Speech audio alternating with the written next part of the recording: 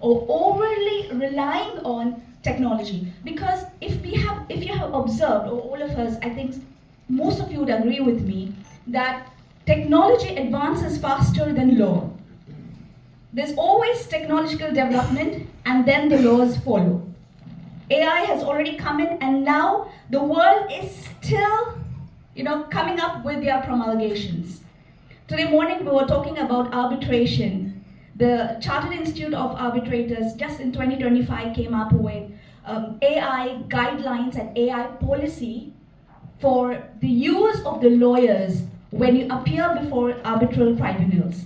So we are still coming up there. Saudi Arabia, because I come from that region, of course from UAE, but Saudi Arabia has come up with AI guidelines.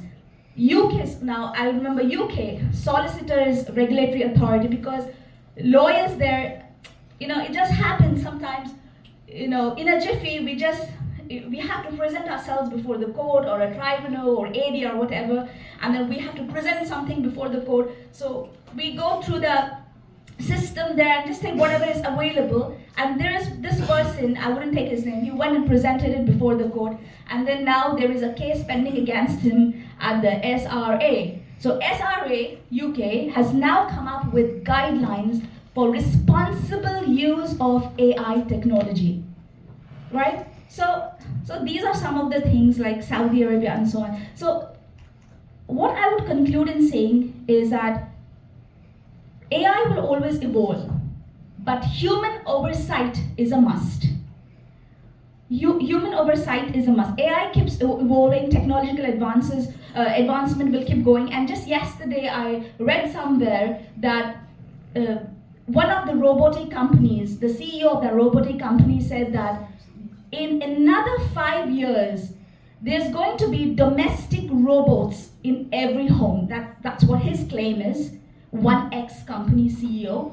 So he says that by 2026 Jan, he says more than 20,000 homes have already ordered for these AI robots. So you see, what's going to happen 20 years down the lane?